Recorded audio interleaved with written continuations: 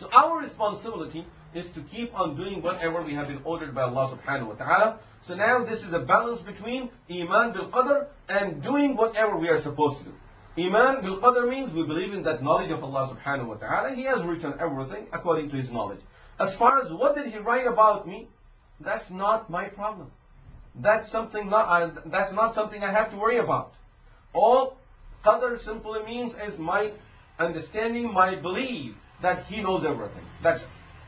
Beyond this, I'm not responsible about anything. I should keep on doing whatever I'm asked to do by Allah subhanahu wa ta'ala. This is my responsibility. And Rasulullah sallallahu alayhi wa sallam knew that people will be confused about this topic because it's very simple. Qadr is the ilm of Allah. If a person comes to us who has a deep knowledge about some science, certain field of life, and he keeps on talking about that, majority of things and terminologies he would be using and things he would be talking about, many of us we won't be able to understand. If a doctor now would start talking to us about different type of medicines and how they affect the body and how they work in the system, most of the things they just go above our heads. We don't understand nothing out of it. The names of medicines, the terminologies, and all the things that how it affects, how it works, how it's going to bring the results.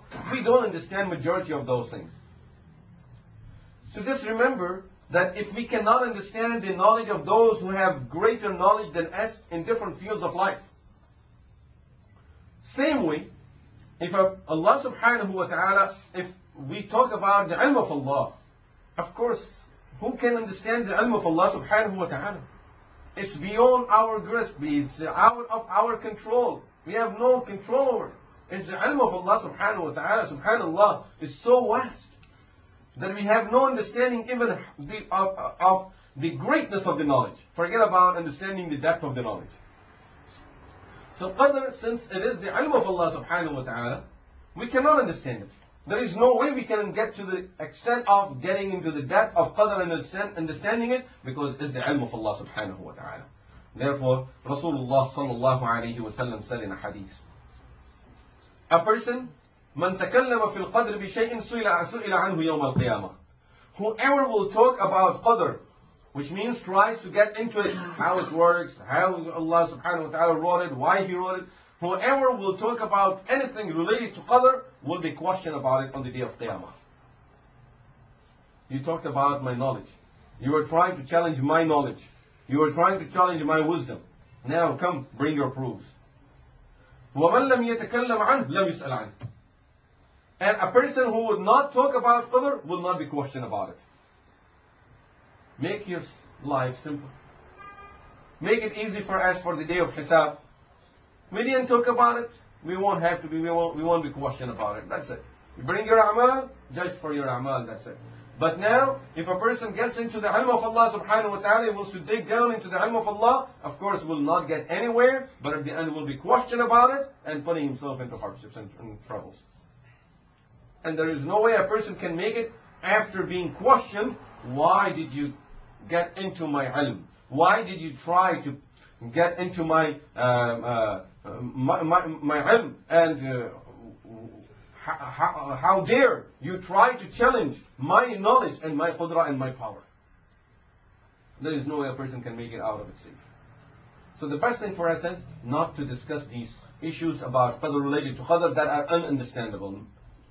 Just the extent of discussing is what we just talked about, that this is part of our Iman, and this is the Qadr, and it's the knowledge of Allah subhanahu wa ta'ala. Allah subhanahu wa ta'ala wrote everything because He knows it, and we don't do it because He wrote it. It's only He wrote it because that's His knowledge and that's His ilm that covers everything that is to come till the day of Qiyamah and beyond that. That's our Iman about it. In another hadith, which is in Sunnah al-Tirmidhi, once Rasulullah sallallahu alayhi wa sallam came out of his home and he saw some Sahaba ridwanullahi alayhim ajma'in discussing about Qadr. Rasulullah sallallahu alayhi wa sallam asked them, what were you people doing here? They said, Ya Rasulullah, we were discussing about Qadr, how it works. Rasulullah sallallahu alayhi wa sallam's face turned red out of anger. And then he said, ألهذا بعثتم ألهذا بعثتم أم بهذا أرسلت إليكم. Are you people sent for this? Or did I come to you with this type of information and this type of knowledge? I never talked to you people about this, and you people have not been sent to this dunya to discuss the ilm of Allah subhanahu wa ta'ala. إِنَّمَا هَلَكَ مَنْ كَانَ قَبْلَكُمْ. People who were before you, they were destroyed because they used to get into this type of things. عَزَمْتُ عَلَيْكُمْ أَلَّا تَعُودُوا إِلَيْهِ. I'm telling you, by Allah, never get back to this type of knowledge and this type of topic, and don't discuss the qadr and the knowledge of Allah subhanahu wa ta'ala. So Rasulullah sallallahu alayhi wa sallam warned us not to get into the details of it, because after all is the ilm of Allah subhanahu wa ta'ala. And ilm of Allah subhanahu wa ta'ala out of our control. This is why sometimes when people question that are human beings in control of what they do, or they are forced by the qadr. Of course, it's out of our control. All we are asked to do is just keep on doing whatever you are asked to do by Allah subhanahu wa ta'ala. Once a person asked Ali radiallahu anhu, Mullah Ali Qari rahimahullah narrated this in al-Mirqat, the explanation of Mishkat al-Masabih. He says a person went to Ali radiallahu anhu and he started questioning him the same way about qadr. He says, Amir al-Mu'mineen, how much do we have control over ourselves? And how much Allah forces us to do things? Ali radiallahu anhu said to this person, can you lift up one of your legs? And the person picks up his leg. He's standing on one leg. Now Ali radiallahu anhu said to him, pick up your other leg. He said, I can't do that. I can't pick up the other one. I will fall down. Ali radiallahu anhu says, this is how you can understand that how much you have the power over yourself and how much Allah subhanahu wa ta'ala controls. To a certain level, you have the power, you can pick one leg. Allah subhanahu wa ta'ala did not stop you from doing that. When it comes to picking the other leg, you could not do it. Out of your control, you're going to fall down. So, the general idea is that a human being is never forced by Allah subhanahu wa ta'ala at all times. But we have our own limits of things, how far we can go with doing things. There was a Tahawi, the student of some of the Sahaba ridwanullahi alayhim ajma'in, whose name was Ibn al-Daylami rahmatullahi alayh. His hadith is narrated in Sunan Abi Dawood, Ibn Majah and Tirmizi, and Musnad Ahmed, that he says, once I had some question about Qadr. Because people who started, during those days, there were people who started discussing it.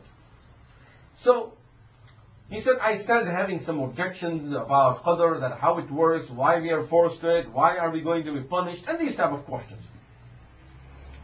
So he said, I went to Ubay ibn Ka'b radiallahu anhu, and I said, Ubay ibn Ka'b, please help me with this situation. I'm starting having doubts and questions about Qadr. So please tell me something that, who knows, by your blessed words, Allah subhanahu wa ta'ala will clarify my misunderstanding and my iman will be saved. So Ubay radiallahu anhu said to me, لو أن الله عذب أهل السماوات وأهل الأرض عذبهم وهو غير ظالم لهم. He said to me, remember, if Allah will punish all the people that are on the heaven and people that are on earth, He would not be doing any wrong to them. They all deserve it. If Allah will punish all the people, all the living beings, all the creatures in the heaven and the earth, لَعَذَّبَهُمْ وَهُوَ غَيْرُ ظَالِمٍ لَهُمْ. If He punishes them and He decides to punish, He would not be doing wrong to them. وَلَوْ رَحِمَهُمْ كَانَتْ رَحْمَتُهُ خَيْرٌ لَهُمْ مِنْ أَعْمَالِهِمْ.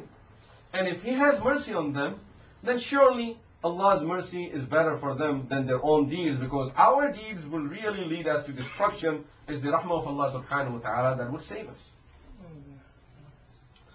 Then he said to me, لو أنفقت مثل أحد ذهبا. If you would spend gold as much as the mountain of Ahad, ما قبله الله منك حتى تؤمن بالقدر.